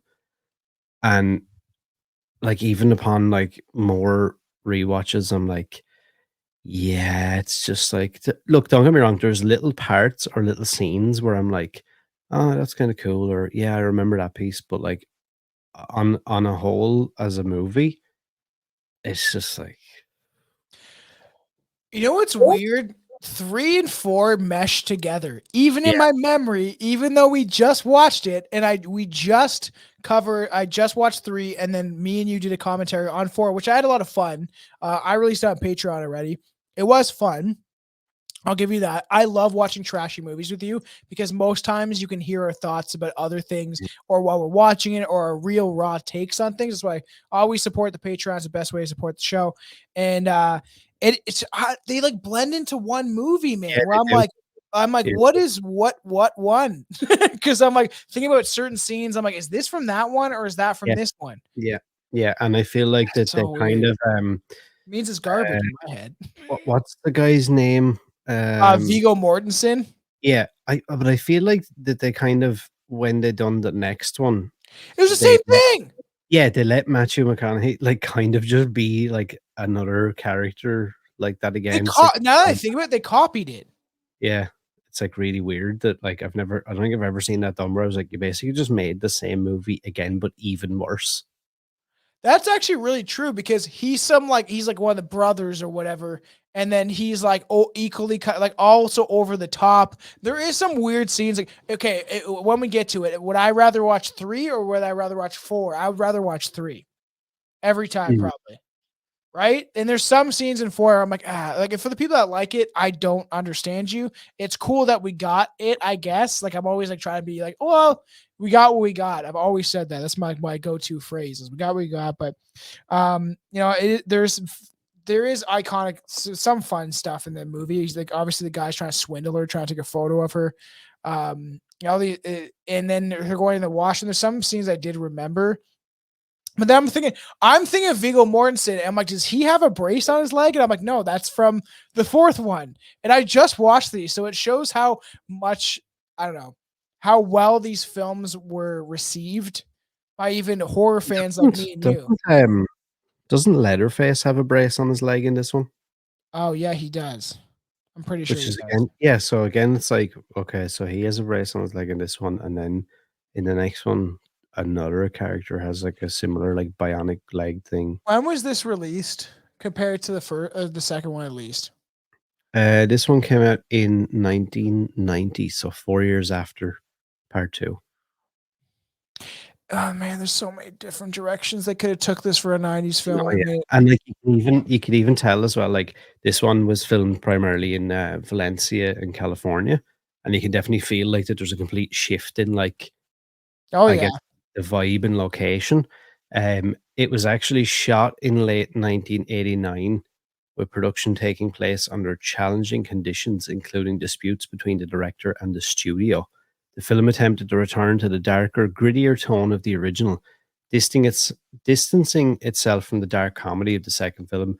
It was intended to be a more straightforward horror film. See, I have to bring the images up because I'm like really Like, like remember? Yeah, yeah, I find that as it, well. and I find that is kind of bad though, because I'm like, Yeah, I that's not a would good rather watch. Listen to me, I would rather watch Nightmare on Elm Street 5 over if I was given a choice. Listen, if I was given a choice, like I'm in some sort of like gulag in the Soviet Union, and they were like having to like play a movie over and over again to like brainwash me or to like to demoralize me. I would way rather watch a Nightmare on Elm Street 5 where Freddy Krueger is a father of some fucking weird baby. He's the maniac of 1,000 fucking kid, whatever the hell is. It's made from the mind of 1,000 maniacs. I would way rather watch that than this. And wait till you hear what I have to say about the next movies. I have to look this up because I literally have to try to remember what the fuck I I know, watched. yeah. It's quite like kind of Yeah, his forgettable. face is awful. I wrote that down. I was like, not sure I liked Leatherface's face. Yeah, when you actually start to see it, I wasn't It's into so it. different than the trailer in some regard.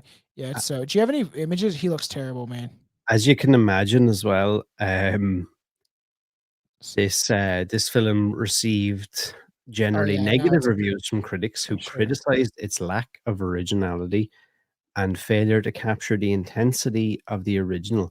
However, it has gained a minor cult following over time. Minor. While not as celebrated as the first two films, it remains a part of the franchise's legacy and is appreciated by some fans for its attempt to return to the series' horror roots. There's some things about the master. I'm like, it's not terrible. It is the. I also think it is the look of Leatherface. I think it's the chainsaw. I think that he's not an overbearing, even though like, hey, he is not that tall. He's on a fucking stilt or something. Like there's in the film, you see him next to some of the characters, and he's not that big. And then the little girl, there were some creepy aspects of this that I was like, all right. But even like I said, Viggo Mortensen's character is just like the psychotic brother that you end up seeing in the next movie too. Yeah, yeah. I don't know, This actually man. was supposed to serve as like a soft reboot of the series, actually. And that was like why they introduced a whole new branch of the Sawyer family, a different interpretation of Leatherface. However, it did not maintain any continuity with the previous two films. No, it's awful. Can you bring this up on screen? Look how fucking giant his chainsaw is. Yeah. Why is his chainsaw so fucking big, man? That's called I think it's the Excalibur. Oh, of course they would call it that. Yeah, that's what it's, and that's what that whole thing was in that trailer where he grabs it in midair and does that whole like turn. It's supposed to be like a kind of a cheesy like Excalibur. To me, right? Look at this. This looks like a different movie. As much as it's still Leatherface, I don't know. There's something about the mask that they used. You could tell me that was like some weird Wrong Turn or Hills of Eyes knockoff. I'd be like, yeah, because I don't know the piercing eyes. They did that in the first one too. But he looks more like a kid.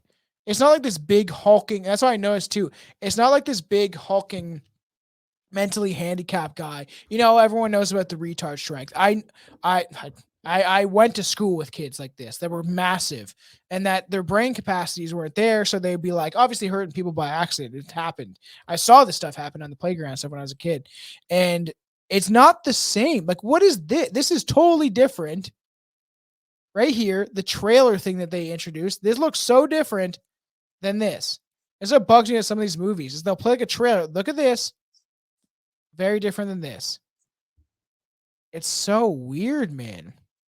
Like this looks very different. Yeah, it does. To be fair, it actually does. So we're showing just images from like YouTube trailers and stuff, trailers from the movie, and it's I don't know. There's something that just rubs me the wrong way. Like this, I'm like, oh, creepy looking, but for some reason, it just doesn't feel like Leatherface to me. You know? Yeah, it's just I don't know. It's weird. It's like, in a way, it kind of feels like if somebody tried to do like their own knockoff version Yeah. of like a fan made like Leatherface Texas Chainsaw movie. Some of those fan made movies, I follow a guy on Facebook that literally is. I think I tagged you in it. I want to try watching, but they redid like a Halloween thing, and they had like a couple people in there, actor. I was like, and I've never seen Never Hike Alone, which we eventually maybe want to cover and watch. I've never seen it, so do a watch along. But like, yeah, there's some people that have spent their own money and just creating fan films that are better than this, which had a budget. And who created this New Line Cinema? Did they take it over? Yeah. At this stage, yeah, they had gotten the rights to this. So Bob Shaye's got to make his money. At this point, I think they had the rights to Texas Chainsaw. They had the rights to Nightmare on Elm Street, Friday the 13th. Like they had. I like Nightmare on Elm Street. But they destroyed some films for sure. This could have been better. Bob Shaye just wanted to make his money though. This looks like a child Leatherface, man. It looks like Leatherface was like 12, man. It faced significant issues with the MPAA, which initially gave an X rating due to its graphic content. Multiple cuts were made to achieve an R rating, and an unrated version was released at a later date on home video. Several scenes were cut from the final version of the film, including more graphic deaths and backstory elements, some of which have been restored in various home video releases. Yeah, this is, man, you bringing up the fact that, yeah, Leatherface does have some weird bum knee, and because I can see this from the action figure, so I'll share this, check this out. So it is really weird because you think about like, and then they do it for the next film on, what's his name's knee? Look, see this? Yeah, that's what I'm saying. It's too like, what? Like, why? It's too close to like, why am I doing the same thing again? Kind of like I wouldn't even want this action figure. If someone gave it to me free, maybe I'd take it, but like, come on. Why are you? I don't know. I'm being a stickler. But like realistically, why you it bothers me more that this movie did it and then the next movie did it. Let's see if any of these make up for it. So we have the taglines for this movie. Some tales are told, then soon forgotten, but a legend is forever. That's actually like, okay. Yeah, that's actually not bad, to be fair. The most controversial horror film ever is finally here. I could fart out a more controversial film than they created. The terror begins the second it starts. There's roadkill all over Texas. So, I'm like, maybe. He puts the teeth in terror. Yeah, is that because his gnarly ass teeth that he has throughout the film? What the fuck, man? The Saw is family. Yes, it that's is. Like you've already that's the iconic one that you've just stolen that, like, so you can't really. Yeah. People are like, I'm sure people are like, like you always are being like, you could make something better, and I'm like, if you gave me the same type of budget, I'm sure that I could make something that is at least cohesive and will tickle the fans' fancy. You know what I mean? There you go. Now take that first piece of trivia there, and it ties into what you've just talked about. Film trailer was done before they even had a director, before production even started. It's not the same guys playing Leatherface. You can clearly see that. Wow. That's pathetic. I hate movies that do that. And I hate that New Line Cinema is infamous for doing shit like this. It bothers me. Bob Lachey, you're a hack, man. You are a hack. Director Jeff Barr was fired at the beginning of production. I heard about this. When nobody else accepted the job, he was rehired.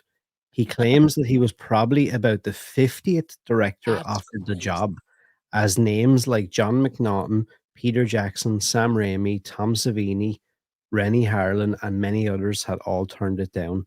He also claimed that New Line forbade him from talking to Tobe Hooper, but he never found out why. Wow. Yo, I could not imagine. Tom Savini's one thing. That's weird, but you're a makeup guy. He may would have done something, but Rennie Harlan would have been fucking interesting, not gonna lie.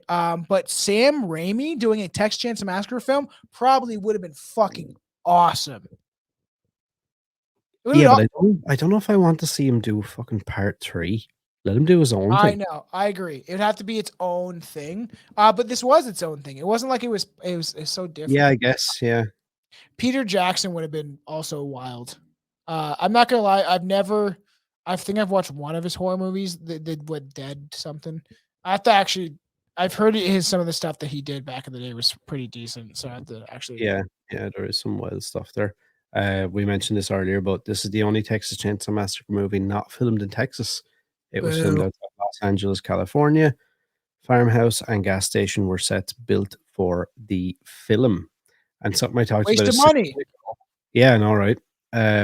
Although the film was intended as a reboot, it continued the franchise's themes and character of Leatherface with significant changes. The story and tone did not directly follow the events of the second film, creating a somewhat disjointed continuity within the series. Yeah, I don't know. Not for me. Wow, someone gave it 5 out of 10. No, sir. It's not what we're doing. I'm gonna go with probably a 2 or 3. Realistically, right? Yeah, because I'm gonna go with like a 2. I'll be generous. There's don't get me wrong, there's little aspects I like and tiny little pieces of the film that I enjoy and have nostalgia for. Aaron But on a whole, as like a movie, it just doesn't really work for me, to be honest. You like this guy? I like? I took a picture of you. I do like him. Sell you that. I do like him. He is one of the saving graces of the movie. I was trying to find out what the actor's name was. Gas station clerk did a good job. I took a picture of you. I was laughing watching it because it's like when you go to like Egypt or any of these places and they're like, here, I have a picture of you. It's for free. It's take it. And then once you he's like, no, there's people that are like, no. But once you take it, they'll charge you. They'll like make you pay. They'll harass you. Yeah.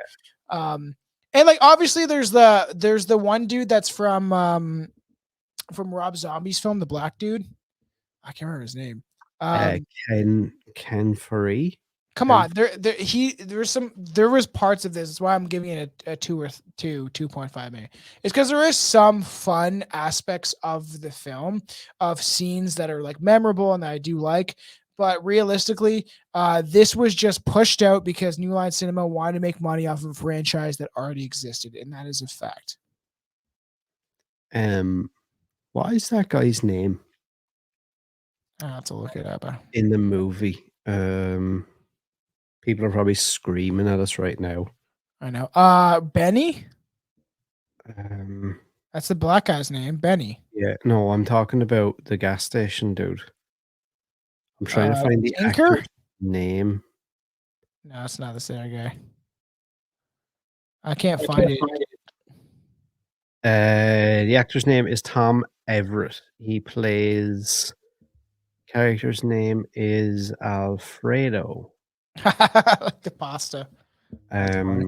Yeah, he's good though. I like him. He's been in a shit ton of stuff. Kane Hodder is Leatherface? That can't be. Didn't he play Leatherface for some of the stunts or something like that? Oh, maybe the trailer. Yeah, he's big like compared to. Weird. Yeah. Not a big fan. Not gonna lie. Wasn't there that whole thing where they were like, isn't he the only actor to have played Freddy, Jason, and Leatherface? All right, well, I can finally delete those notes from my notepads. From your brain. But before you delete all of them, we have to talk about the most amazing film in the franchise and your favorite part, which is Texas Chainsaw Massacre: The Next Generation, also previously known as The Return of the Texas Chainsaw Massacre, released on September 22nd, 1995, to a limited release and then released on August 29th, 1997 in a wide release, directed by Kim Henkel, who was actually the writer of the original, produced by him also, music by Wayne Bell, production company Ultra Muchos Productions, and distributed by Columbia Pictures. A runtime of 87 minutes for the unrated cut and 95 minutes for the rated cut. Estimated budget of anywhere from 600,000 to 1.2 million, and domestically it grossed approximately $185,000. How much did they make it for? Anywhere from 600K to 1.2 million. Not great. They wasted money. And it's an hour and 10 minutes, motherfuckers. We watched it. So for people who might not know, this movie follows a group of teenagers who get into a car crash in the Texas woods on prom night and then wander into an old farmhouse that is home to Leatherface and his insane family of cannibalistic psychopaths. This could be great if they actually chose to do it. It's funny. I joked when we were watching it. It's the next generation, because look at the generation now. Look at them. Now I look like some scumbag Dracula Coke dealer.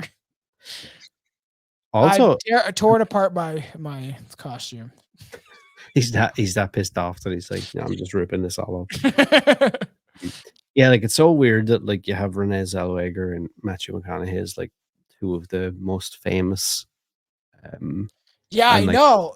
Bigger, yeah, it's just such a weird thing. This whole movie is weird, man.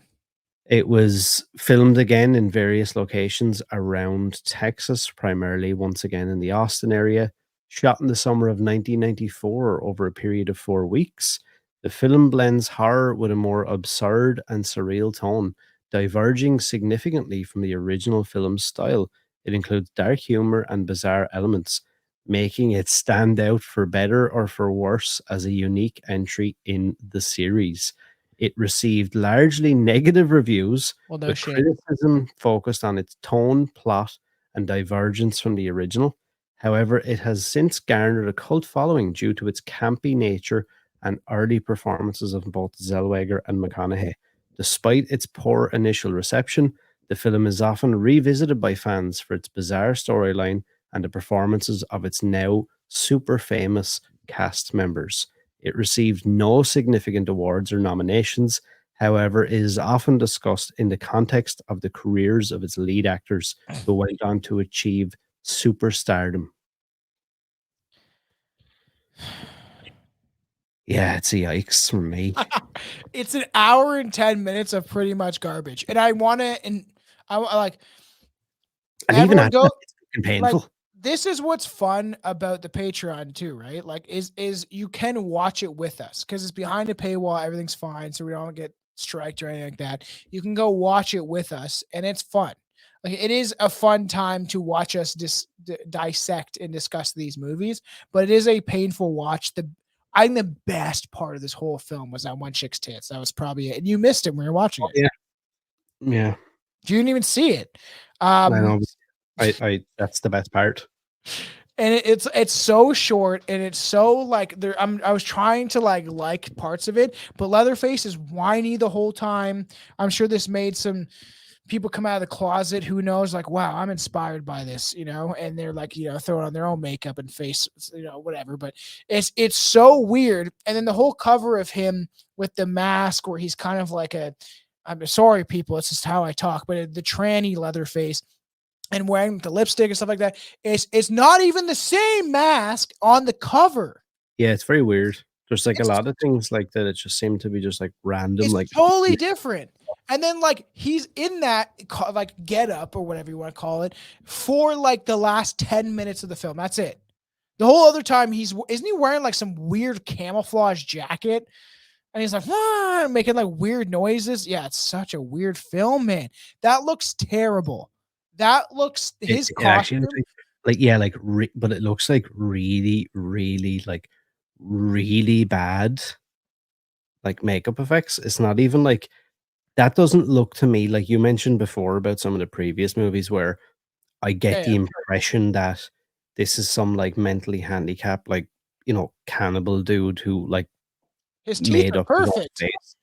But like that doesn't even look like that. That looks like some weird, like cheap ass, like scary movie, Michael Jackson Yes. thing. Yeah, no, you're right. And look at the teeth. You got perfect teeth. It's just some plastered on, and we noticed this when we watched it. I'm like, it looks so bad. It's plastered on, and then he's like that old woman, kind of like Leatherface, with the weird mullet thing. Yeah, it's so pushed over the limit of like what we should accept as sounds bad, but like as a horror movie, right? It's so bad, man. And then it's so funny that you have two very famous actors in it that go on to both very big careers, and this movie is trash. We're watching it, we're like, there's most of the movies like this, but there's like a half an hour and nothing's happening. They're just arguing in the house, and then Matthew McConaughey has a leg that like a remote controls his leg, and then he doesn't have the controller. Somebody else has the controller. Then he has another controller, and he's like trying to move his leg, and oh my god. It's so funny we put scenes up like this, and I'm talking because I'm literally acting it out while no one can see me. You know what I mean? He's like trying to get his leg to work. He's like hitting it and then getting the controller. There's so many weird things about this movie, man. Yeah, it's so weird, dude. It's so weird. I don't even know what to describe. It's just such a bizarre, dumb. Like, I didn't even do this to Freddy Krueger, man. Like they did. Like I would watch any other slasher film that even had one of the bad ones, or the fifth one, or. Not gonna lie, after doing the Friday the 13th franchise, the only one that I really didn't like and I despise is Jason Goes to Hell, because Jason's not in it. You know? And you know what's weird as well about this one? So like we mentioned about part 3, that it was like a soft reboot, I guess, of the franchise again. And then this one is, I suppose, positioned as a sequel, but it's actually a loose reboot again, because the story is supposed to diverge and like bring up like more different characters, and it has a complete new storyline with all new interpretations of the Sawyer family. Well, don't they have like the cult aspect of that? Remember that guy with the nipple chest? He has like the piercing chest. That's just why. They were, yeah, because I think originally they were going to bring in some like weird like Illuminati.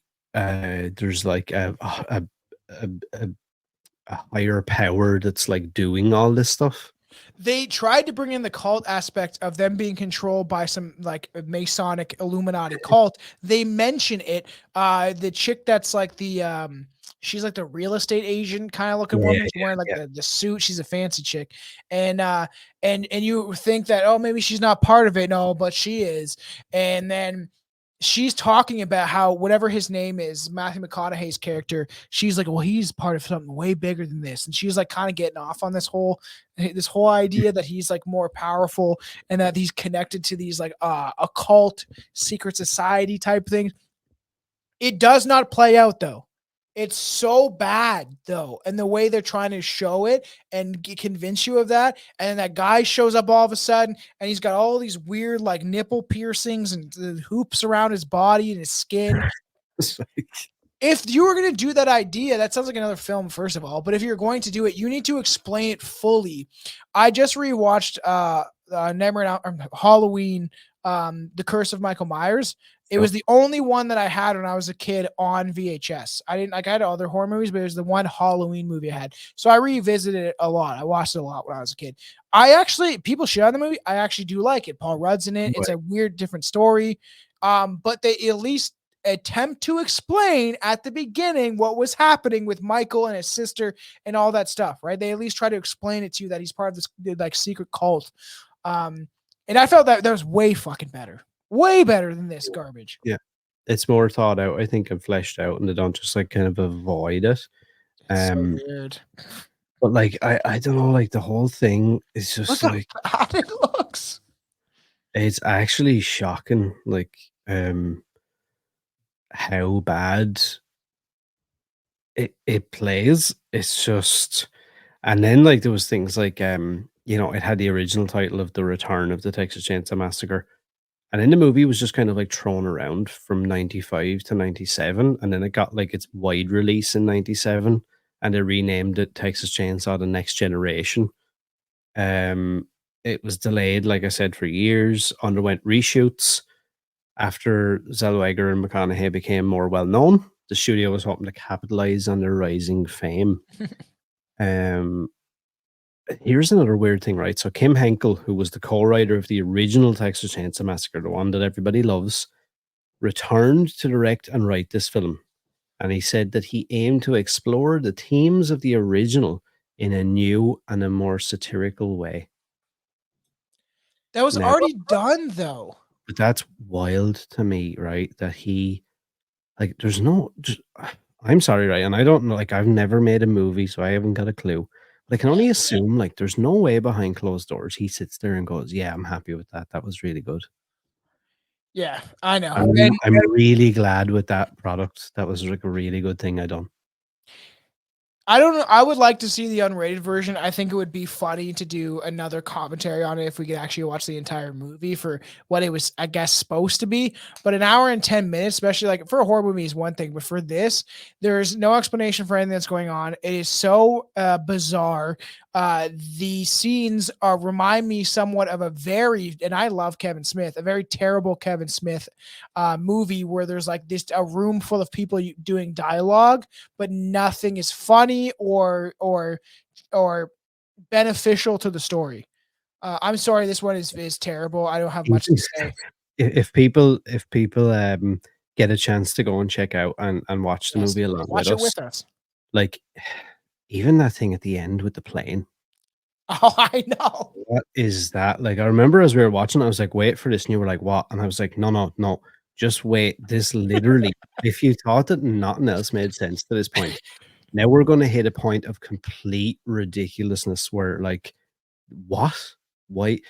For anybody who hasn't seen it, right? And it won't ruin looking at the watch along with us because you'll laugh when you see both of our reactions to it. But basically, a plane for some reason is like flying over the field that they're in the end scene, and it flies down.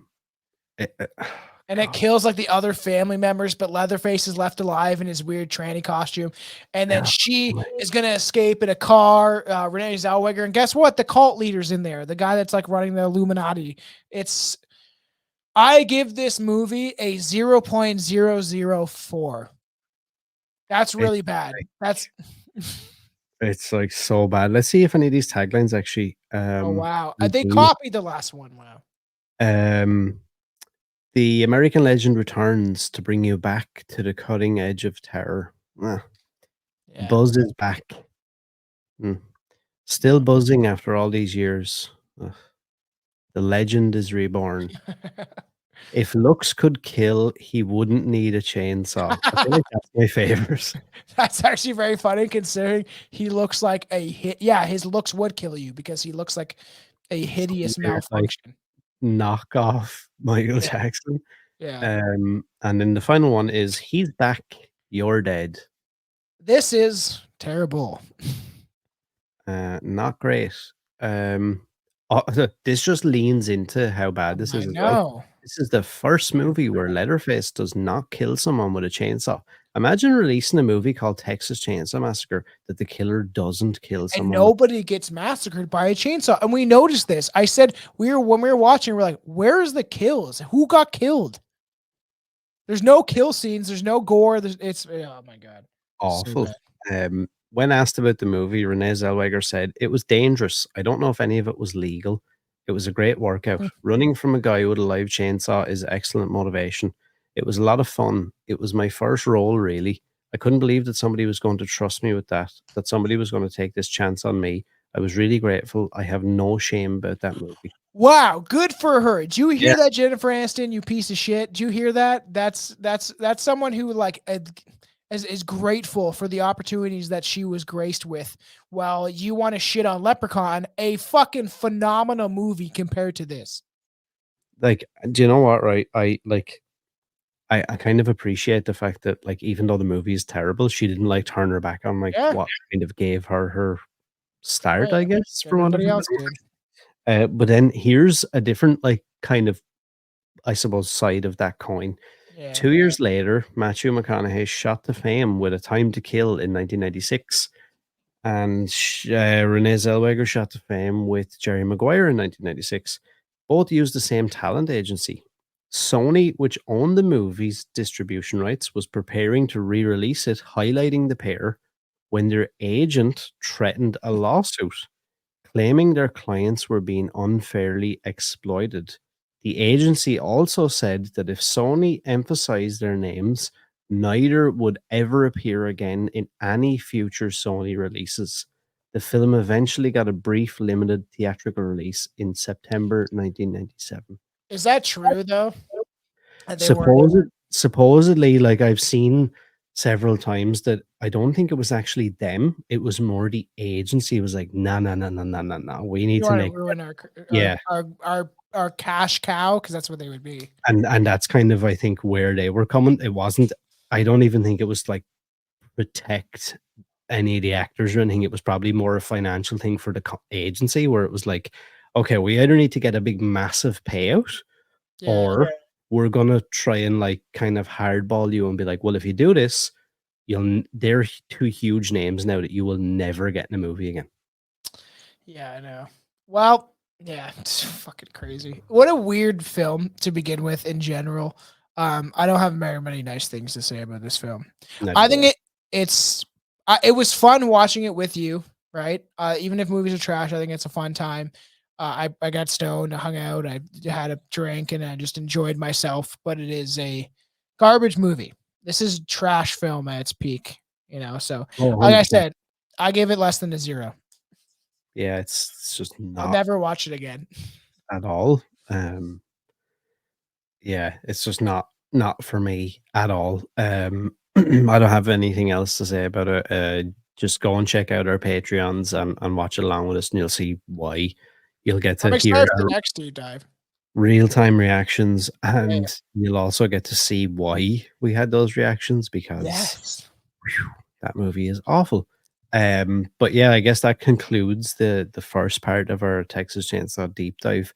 And I suppose maybe some people mightn't understand this, but it definitely, for me at least, anyone, you're probably the same. It's leading us into what I'm gonna say is gonna be my more favored half of this deep dive, because I love the 2003 remake of Texas Chainsaw. Yeah. Yeah, me too. We'll talk about it, but I like a lot of the newer ones. There's one in particular that I'm going to shit on fairly heavily. But I'm not going to tell you. Yeah, I have a fair assumption of which one it is, but it may not be what people think it is, though. So you never know. That's going to be interesting to see. Yeah, if you have gotten this far, whether you're on audio or video, we appreciate you, sticking with us and listen to this. Yeah, make sure you like, subscribe, rate, review, share, whatever you can do. Let us know your thoughts on these movies or any suggestions for future deep dives and different things like that. Like Tom has mentioned a few times, go and check out Strange Brew Podcast. Also, go and check out Patreon. We are both going to have Halloween specials on our shows this year. So there's that to look forward to. We've got some other stuff in the pipeline as well. Some more commentaries and different things like that. So yeah, always comment your questions, feedback, suggestions, things like that. And yeah, I guess that's kind of it for me, unless you have anything else to add, Tom. Just stay horny for horror. And remember, at the end of this, my bladder always wants to burst. Oh, dude. I'm going to have a fucking disease from holding my pee. So when both of us get off every single time, we both end in the bathroom. So we're going to go do that now. I hope you all have a great rest of your day. And we'll see you for part 2 real soon.